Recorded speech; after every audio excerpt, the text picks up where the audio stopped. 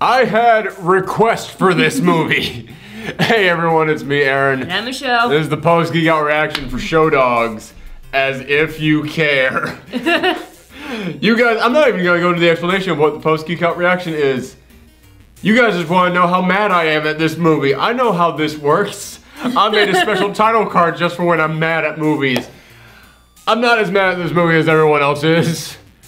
Partly just because I knew it was gonna be really dumb, which how could you not know this was gonna be really dumb? Like, the thing is, like, I never saw any of the trailers Me neither. I didn't even know this was a thing. Until it, like, came out, and then I saw it, I was like, oh, yeah, that looks really stupid. I heard people talking about how stupid it looked, but I hadn't seen squat on this. And then I saw, like, the actual poster for it, and I was like, okay, like, I didn't know what it was rated, and people were talking about how horrible it looked, and I was just like, is this like my first thought just from looking at the movie poster this is, I thought it was going to be like some Shaggy Dog type scenario where Will Arnett gets turned into a dog and goes to a dog show. So it's like 9 Lives but with dogs, like. Except that's not what it is. That's not what it is at all. No, it's not.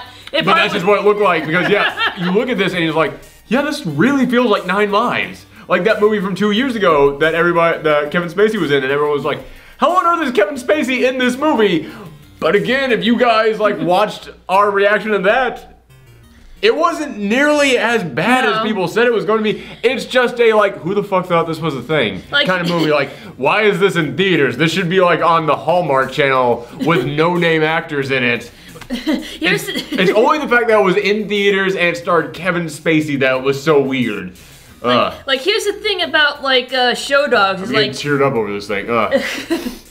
Here's the thing about Show Dogs. Like, because I didn't see any of the trailers, like, I got it kind of confused. It's like, wait, didn't this movie come out already? Me too! I thought it was that thing starring the dad from American Pie. What's that? No, it's like, I thought it was like, I got it confused for another movie about Show Dogs called Best in Show. That's literally what I just referenced. Oh, sorry. That stars the dad from American Pie. Yeah, it's been a while since I've seen it, so yeah, but you. I can't even remember the guy's name. Don't blame yourself on this one. But yeah, it's like, wait, didn't this movie come out? Is this like a Eugene Levy, remake? Or? thank you. Yeah, I kept thinking like, yeah, this exists. We already know this thing. No, it ain't that. No, it's not that. By the way, she didn't even see this. No, I was at home with our actual dog. Lucky. One thing I have to point out about this is that this thing came in like 6th place last week when it opened up. No one went and saw this. And I showed up to this like a little bit late. I missed like the first 5 minutes of the thing. Because who gives a crap? It's Show Dogs and it's the week after it came out. I'm only seeing this because after the controversy broke out about this thing, everyone's now talking about this thing. And I was like, yeah, okay, fine. People are now requesting I go and watch this. I'll go and watch it, fine. I know that you guys like to see me watch bad movies and like get angry at them. So I showed up 5 minutes late and I was like, it doesn't matter. The thing's going to be bone dry empty. There's probably going to be like an angry usher there who's like, God damn it, now we have to start up the projection. Because you showed up. This thing was more packed than Solo. I am not kidding you. That's the thing about like bad movies that like get like controversy. I was on the front row for this movie. Dear God, this thing was jam-packed, which in all fairness, Solo's playing in 3 theaters at this theater I went to. This is only playing in 1. But still, holy crap. I would not be shocked if this went up this weekend at the box office. But basically, what this movie is it's about nothing. Don't get me wrong, just because I'm saying it's not as bad as everyone says, doesn't mean it's not a terrible film. This is still crap. And the main reason it's crap is because this is such a who cares movie. No one who worked on this like thought anything out in this movie at all. This is a film about this NYPD cop and his dog partner. The cop is played by Will Arnett, the dog is played by Ludacris. Which there is a really old show from the early 90s that got canceled after like 1 season and it became like a cult hit in like the Ukraine or something. Like, it's really weird, the history of this show, but it was called Tequila and Bonetti. Oh yeah. The only reason I know about it is because the Cinema Snob, this critic who I love, he loves this show. He says it's stupid as fuck, but he has like reviewed every episode. He is such a fan of it. And it's the most bizarre show. And I kept watching this going, this feels like Tequila and Bonetti for kids. Because Tequila and Bonetti, yeah, it was a cop with a talking dog. except that like it was like really hardcore crimes. It was the kind of stuff that you would see on like Law and Order. Yeah. Except there's a talking dog in there.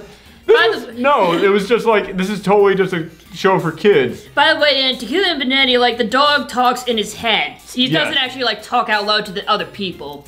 Well, same thing kind of happens in this. Yeah. Which I'll get into that in a second. People do not need to know any more backstory on Tequila and Benetti. I know, but it's like, that's basically like the kind of universe we're in, because when you say the dog talks, like, you know. Oh, I see what you're saying. Yeah, because, you know, we got so many talking animal movies. It's like, do they actually talk, or is it just like. Yeah, dog just licking my thumb, just lick. Lick. There we go. Okay.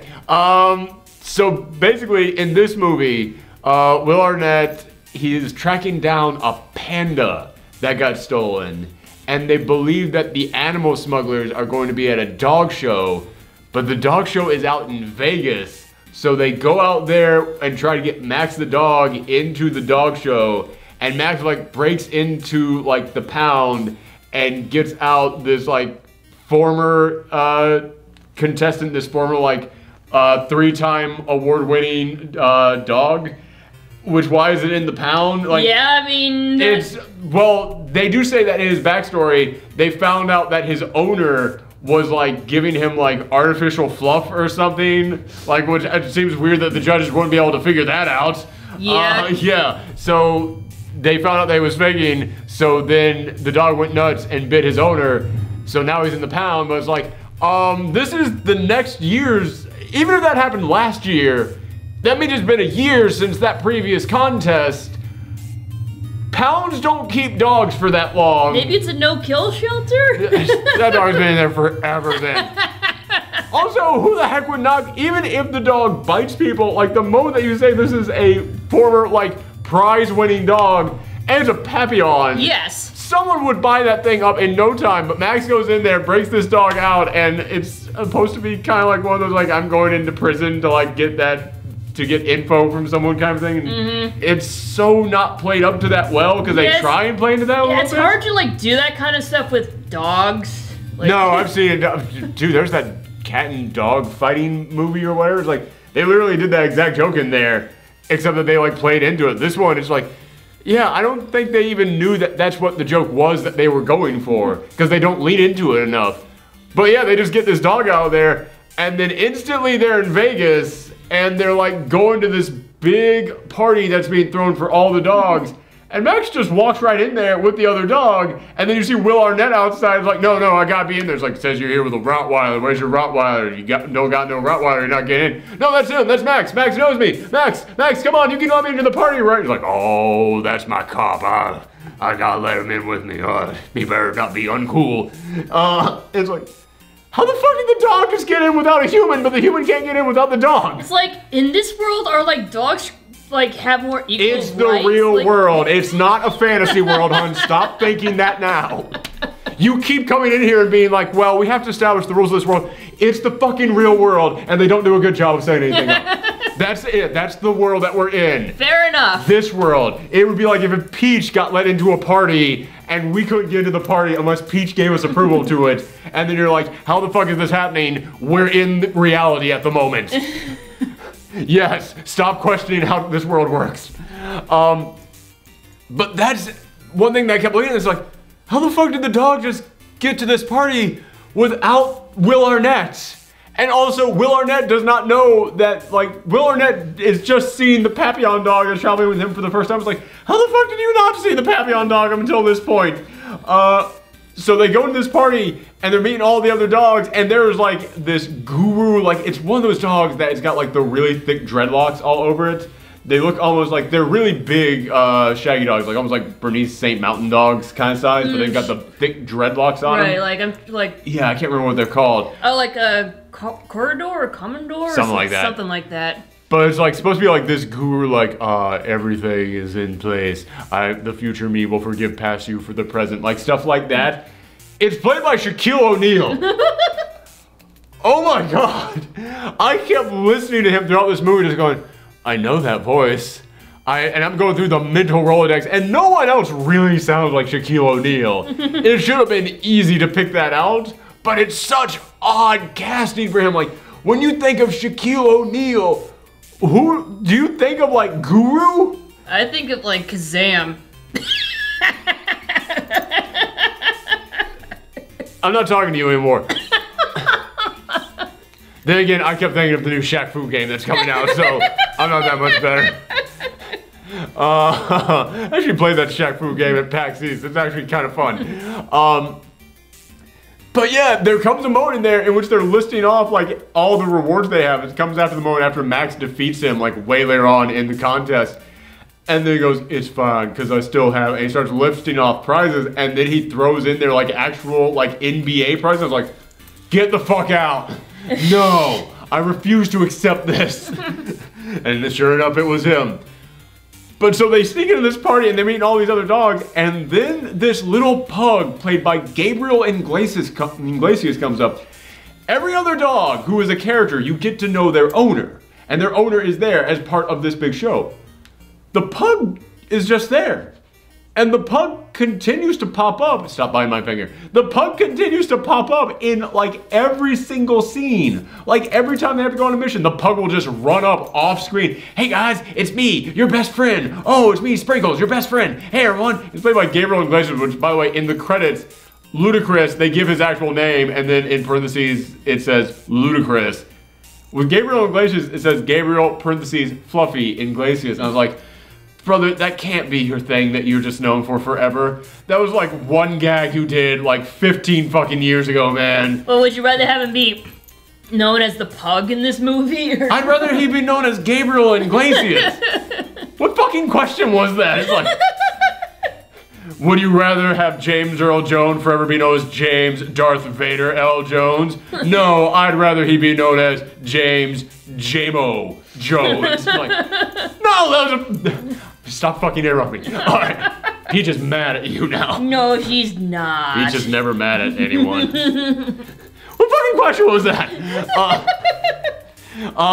Anyway, so yeah, it's played by Gabriel Iglesias, and the pug just keeps popping up over and over again, like every scene they go to, and it's like, we have never met this pug's owner.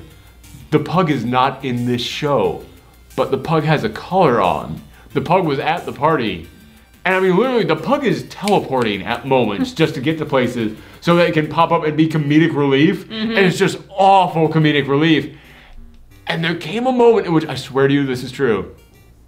There came a moment in which I actually thought, oh my God, is the big reveal of this movie going to be the pug doesn't exist? And he's like a dream animal that like Max has seen? Like, is this movie going to end with like the pug just like fading away into the background? I would not have put it past this movie because yeah, the pug there is no explanation for the pug. And it's just everywhere. And we don't know who the owner is or anything like that. Peach, stop eating my finger. Get good close up on that. So you've got Max the Rottweiler teaming up with Sprinkles the pug, and I don't even remember their name, but the Papillon, who is like the former champ, who is like trying to coach him, but he never really does much coaching at all. It's like the humans that coach him the entire time, basically. And this little tiny like Belgian dog is just there to like give him like... Papillon is a French dog, but... they specifically say like, if you wake up as a sheep farmer in the Belgian countryside, I was like, yeah, that's... All right, fine. Yeah. Well, the breed is French, so but maybe he was born in Belgium. Yeah, they do weird things with the dog nationalities and this whole thing. But yeah, so he's trying to track down this panda, and he believes the people who are smuggling the panda are going to be at this dog show, but he's got a crush on someone in the FBI. He goes to this dog show, which by the way, he's a New York cop. He's going to Las Vegas for this. Isn't this immediately outside his jurisdiction? Also, the panda is from the Beijing Zoo.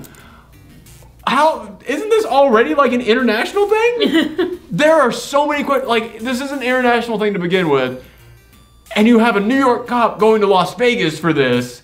No one is working within their jurisdiction at all on this film. But the girl who he has a crush on in the FBI, he goes there, and she's there, and she is like the trainer of one of the other dogs that is competing there. And it's the dog that Max ends up getting a crush on.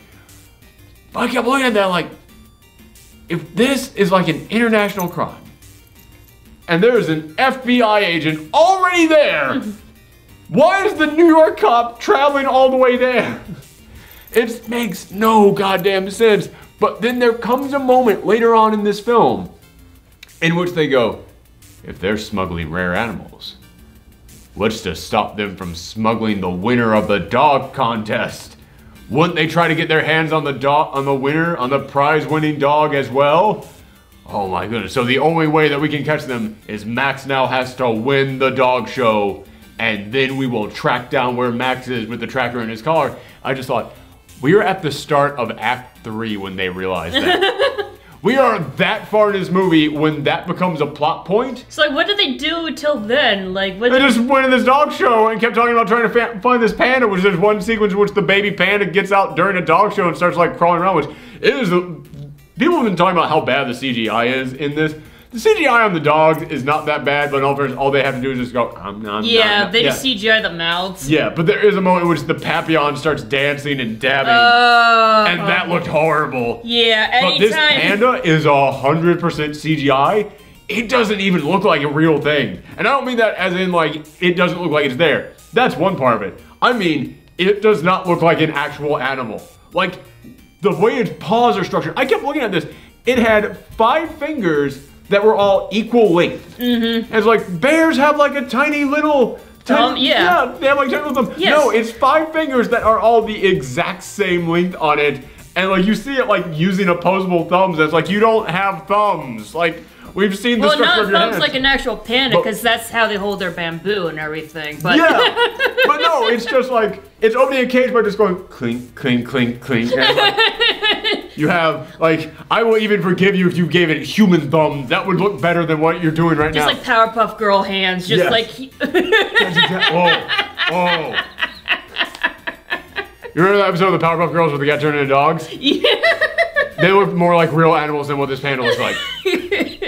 But yeah, there's like a whole sequence where the panda is like rummaging around like this party that they're at, because they keep going to one party after another. Which you might be thinking, oh, so they just like use this all as an excuse to throw parties. Oh, all the parties look awful.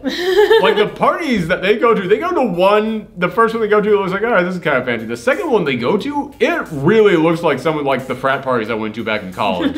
Like it looks like someone just put up a big drape and a light behind it to try and like cast a big like purple color all over everything.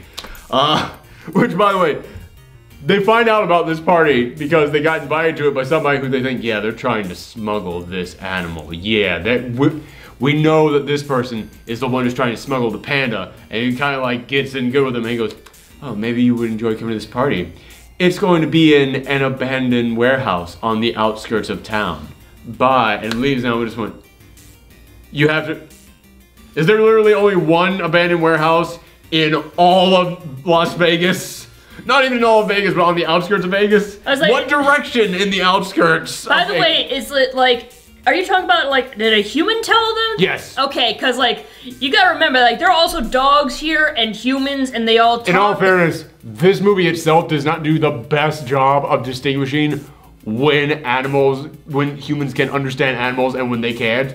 Because, yeah, that becomes a major plot point later on of like, oh, if only I could tell them this, if only humans understood how to speak dog.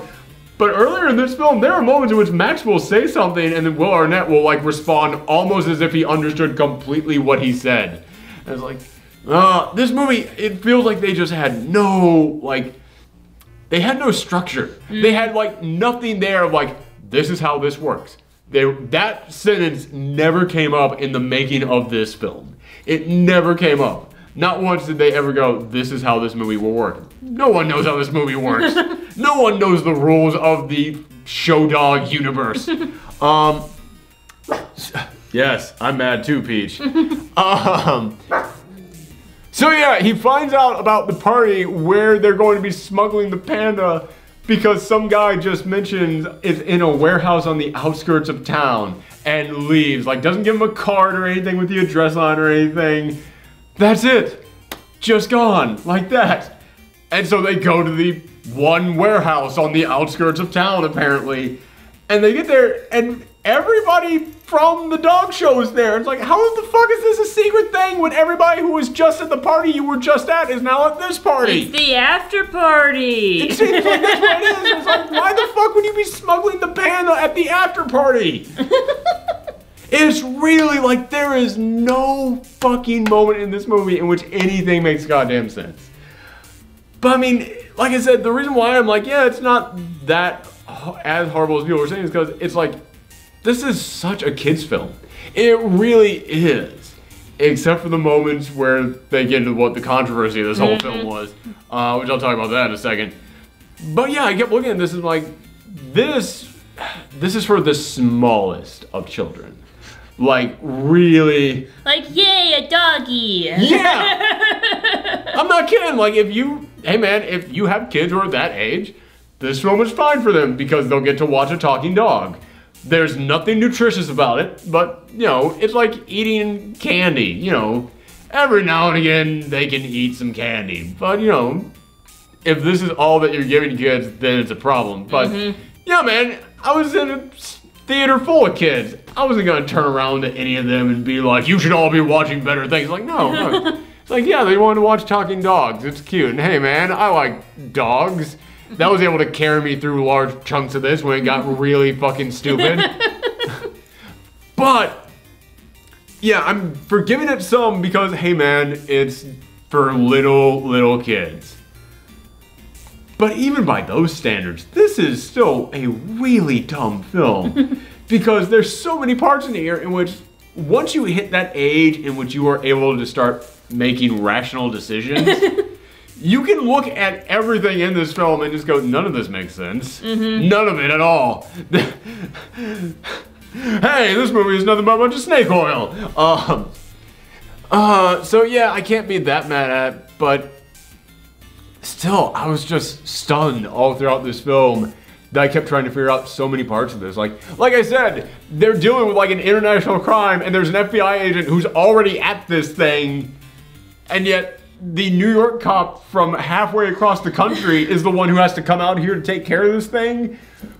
But even then, at the very end of it, there's a twist ending in which they reveal, oh, there was another secret undercover cop, and then they try and do like a Nick Fury walks out of the shadow thing, like, I've got a special task force of dogs who are going to go on a mission. And guess what? Sprinkles the pug and the Papillon, who just happen to be there for some weird reason. And then, which Sprinkles the pug is not the secret agent. That would have actually the villain the whole time. No, if it turned out that Sprinkles the pug was like a secret agent, that would have been a decent twist. That would have actually made sense as to why he's popping up everywhere. And why we never see his owner. Yeah, it would have actually made fucking sense in this. But yeah, well, that's the thing. Nothing is supposed to make sense in this movie. Nothing makes sense in this. No, Peach. Peach really wants to eat my hand. So yeah, there is literally like nothing in this that ever makes any sense. But yeah, at the end of this, they try to do like the whole Nick Fury, like, yeah, I've got a special secret mission for you. We're gonna form a task force. And then it literally ends with Max the dog turning to the camera and going, here we go again. Whoop. That's literally how this ends. I have not seen in years. Can you even remember the last time that you saw that as an ending? Of someone saying, here we go again, Iris. Probably like an old cartoon or something, but like... Yeah, I'm having to go way back to be able to pull that out. I cannot think of the last time that someone did that, let alone did it like seriously. Like as a parody, I'm sure that's been done. But yeah, that is the one thing in which like, again, part of my brain is saying, just be kind to this thing because it's for little kids, and for little kids, it's fine. But then the other half of my brain is going, this is just too damn lazy. Like, even for little kids, you have to point at this and say, no, man, you didn't even fucking try on this thing. I didn't even bring up, like, I started talking about it and I got off of it, but just talking about the laziness of this story. Yeah, we have to go and rescue this panda at this dog show. Hour into the film. Wait, could they be trying to steal one of the dogs at the dog show? Why isn't that the plot? Why the panda? Why the panda? Yeah. Turn that into a shirt. Why the panda? it took you a fucking hour into this movie to realize, wait, that storyline makes way more sense. Yeah, just make the plot of this film someone has been stealing, like, valuable dogs. And we think the next target might be the dog show. Again, then there's still another problem in this story in that in order to be able to breed this dog, to be able to make other, like, really high-end dogs, in order to sell those dogs for a profit, you would then have to tell people, hey, this is the child of a prize-winning dog, but then you're exposing yourself for the crime, so you would have to then sell that to sleazy people who would have no problem buying the child of a stolen prize dog, but would then never go about telling other people that as well. So there are other problems, but it's still a way smoother ass story. Make this movie about the New York cop and he's got his buddy there and he has to enter him into this dog contest because someone's been stealing valuable dogs and they think the next target will be the head of, whoever wins this dog competition. And the dog competition is happening in New York. And then he has to pair up with this FBI agent because they've been all over the place. So, hey, this FBI agent is there. And that's where they start forming, like, the connection and they start, like, falling in love with each other. And she has to go undercover as well there. So it's the two of them working together. Instead, bam, look at how streamlined that is. Look at how easy that is. Instead, this movie is about people who stole a panda and now they are trying to sell it in Vegas, and they believe that the people who are selling it are also going to be part of this dog show. So then the New York cop has to travel to Las Vegas to enter his dog into the dog show. But when he gets there, he finds out that the FBI agent he already had a crush on is also at the dog show, and she also just happens to have a dog that she is entering into the dog show with no knowledge of the fact that the smugglers might be there at the dog show. And then later on, after they're done dealing with the panda, they're going to try and then steal the dog from the dog show. That wasn't even fucking hard. It wasn't even hard to be able to take that idea and just go, like, take that out, make this connection there. Smooth thing. It is baffling how they came up with a plot like this and didn't think of a way to simplify it. You know, it's funny. It's like you'd say this movie is about nothing, and yet it has such a complicated, an unnecessarily complicated plot line. That's the thing. It's complicated in the same reason that, like, if you told someone who doesn't know how to be an improv actor, vamp, just get up there on stage and just do something. So I went to town and I had to go grocery shopping because it's the equivalent of when you catch someone who doesn't know how to lie in the middle of a lie. Like if you found someone cheating on you and they had no ability to lie and then they just had to come up with a bullshit story. They have nothing, but they're gonna come up with some crazy complicated story that makes no goddamn sense. And they're just gonna keep looking at you like, you buy this, right?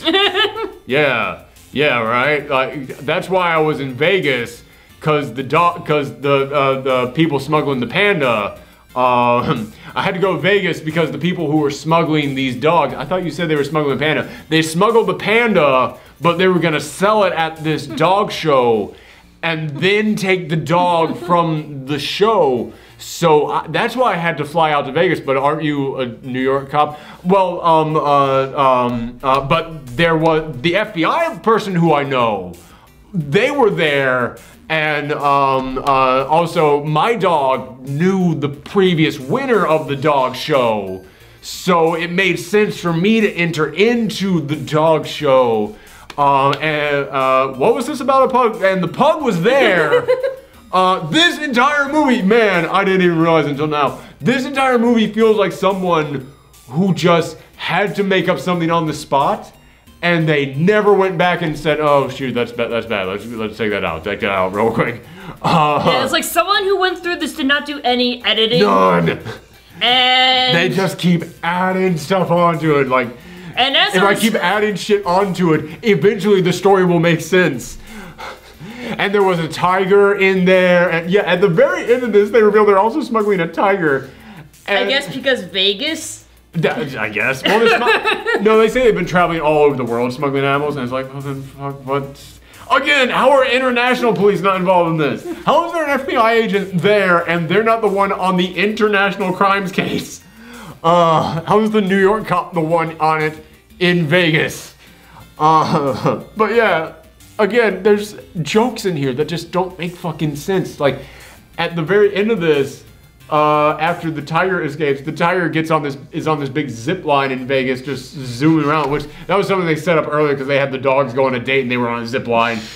But the tiger is now on the zip line, and the tiger is zipping along and it just goes, "Now this is the real life of Pi." I went, that's just a reference to a thing that had a tiger in it. That's not, like, no connection. How does that have anything to do with the tiger on a zip line? He should have went, "This is great," and it would have been a better pun. Hell, if you are dead set on making a Life of Pi joke, have a bunch of people running out of a bakery and then just have the tiger in there like eating a pie and going, this is the life.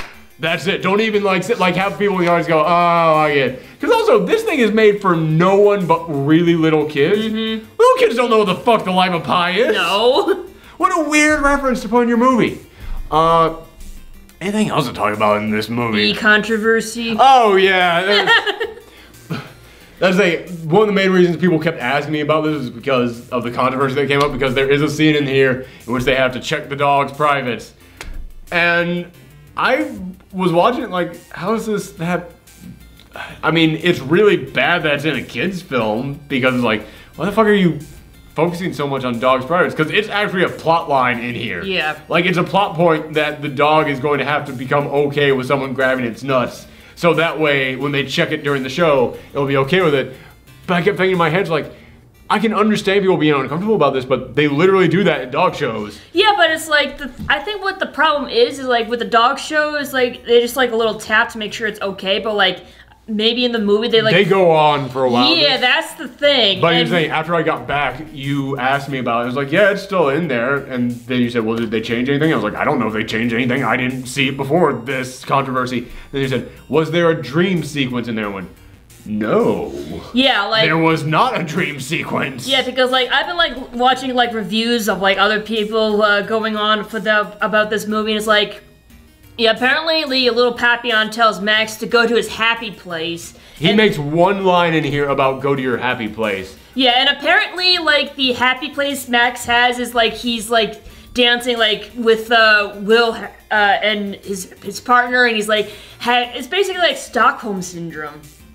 What? Yeah, it's like like he's fantasizing about like his human partner, and like they're dancing, like having the time, like I had the time of my life. Yeah, and it's like apparently that's what happened. That's what happened. That definitely was not in this film. Yeah, so maybe that was a scene that they cut out. So Show Dogs and The Shining. Two films that have versions that were only seen for a brief moment and will never be seen again. I don't know, unless they decided to like put like the deleted maybe specials on DVD or something. So weird. Yeah, or maybe they'll like leak the deleted stuff on internet. Why is that? Like, that's so bizarre to me. Well, the thing is like, it's like basically a lot of like people who survive like sexual abuse, there's like saying like that's make them really uncomfortable, and like giving children the bad idea like it's okay to let people fondle your privates without your consent, and you just have to like go to your happy place and let them do it. Oh, you know, when you put it like that, I can kind of see it. Yeah. Because I've actually heard, like, when you phrase it like that, it's a lot of the exact same, like, arguments I heard people making about whatever that fucking awful Zack Snyder film was. Sucker Punch. Oh, yeah. Because that's a movie where women are just raped nonstop. By the way, who thought I'd be saying that in this review of Show Dogs? But yeah, that's a movie where, like, and forgive me for that language, but that's literally what's happening in the film. Women get raped continuously in that film, and every time they do, they go into a fantasy world. And I heard people making the argument that it's like, yeah, man, telling, like, survivors to go to their happy place is really fucked up. And I was like, oh, shoot, you know what? When you phrase it like that. Yeah. I see it. Okay. Yeah, it's like. Wow. Thankfully, none of that happened to us, so that's why I can understand, like, you being confused about all that. That's the thing, is like, when you say it's like, oh, survivors of like, wow, our camera went unfocused for a second. That's never happened. Yeah, when you say that like people survive sexual assault, I was like, I'm not going to argue with them on that because I don't know what that's like. So if you tell me that thing, I will listen to you on that. Okay. So like I kind of just seems, but again, it seems very odd. That's what this movie is going to be known for. Like that will stick with this film longer than anything else. It's like show dogs more like dog balls. Am I right? I don't know. That was stupid. That's the joke they would make in this film. Huh? Yes, it would. They do say balls in here a couple times, which I was like, I'm kind of shocked they were able to get away with that.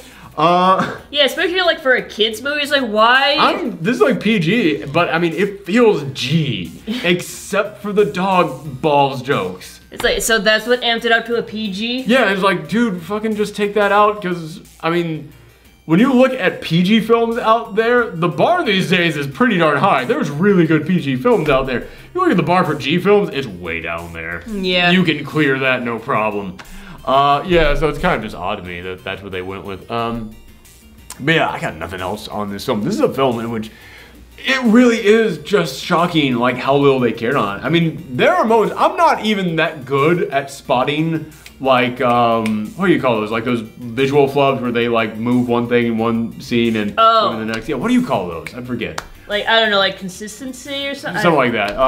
God, that's going to bug me.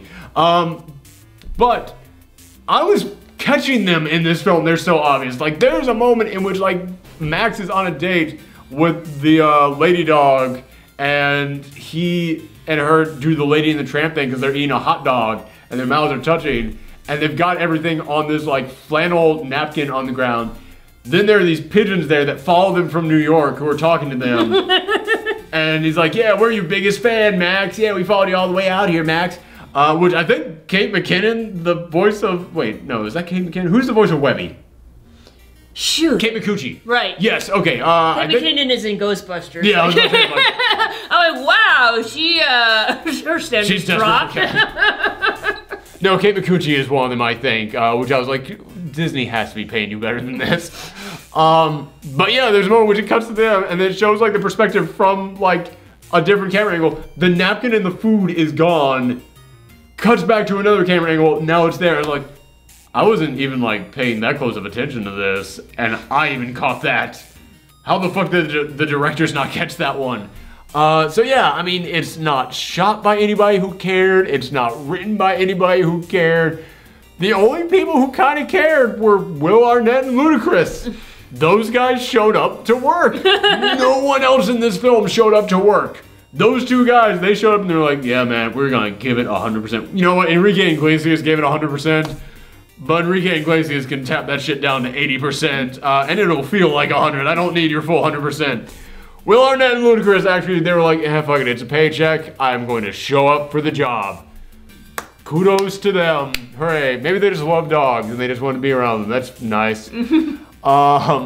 This movie has a really weird credit sequence too, because they have a blooper reel in there, but it's bloopers with the dogs, and then they animated their mouths moving, and then they had the celebrities like improv things for the dogs to say as if they were on the set. It's very odd. Yeah, it's like, that reminded me of like when Pixar did those little bloopers. Yeah, right? It's cute. Except, yeah, it was cute when Pixar did it. Because like, Pixar's good. Yes. This film is not.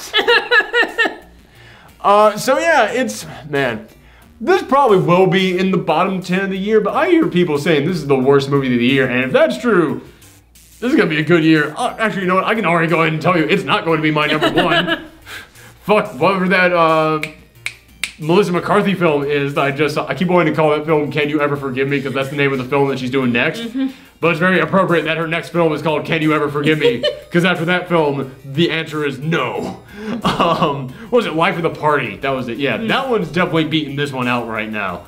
I was legit mad at that movie. This one, I was more like, I was almost just amazed by how little anyone cared on this. But at the same time, it was for kids, and I was like, yeah, but I guess, but it's like, I'm so sick and tired of people do the it's for kids excuse to be lazy and have half-assed writing in movies. That's exactly what this is. Yeah, it's like, oh, who cares? It's for kids. I mean, it's like, fuck you, seriously, I mean. Well, that's the thing, is that I don't know if it was laziness or if it's just these people just don't have any talent. And that's what they can make. I see what you mean. This might have been them actually trying, is what I'm saying. Maybe. If that's the case, that's really sad. That's why I can't be that mad at them on this one. I was like, yeah, if this was just like them just going, we don't give a shit, just put something out there and the kids will eat that crap up, then yeah, I'm mad. But if it's like, this is literally all we know how to do. Really bad movies with talking animals, because these are the same people who did like Beverly Hills Chihuahua, which there's like a joke about that in there, in which they go to the big party and there is that Chihuahua from Beverly Hills Chihuahua in there, and she goes, yeah, people don't really do talking animal movies anymore, so I'm just kind of focusing on me now. And I was like, don't point out how no one likes these types of movies anymore in this movie. Maybe they were trying to bring the talking dog movies back with this, like. Ain't gonna happen. So, yeah, this movie, not good. I hope that you guys enjoyed my ranting, because I know that that's what you're all waiting on. Movie Pass should really pay me to just promote them, because it's the only reason I'm able to do this shit. Yeah, thank you guys for tuning in. Next week, I've got 2 films that actually look pretty decent. Well, one of them looks pretty decent. Otherwise, that Johnny Knoxville film. You know what? I've laughed at that Johnny Knoxville movie before. I can watch him get hit in the nuts. It's fine. Wow, there's going to be a weird theme going between this week and the next with these movies. But yeah, make sure that you come back for that. Bye, everyone. Bye.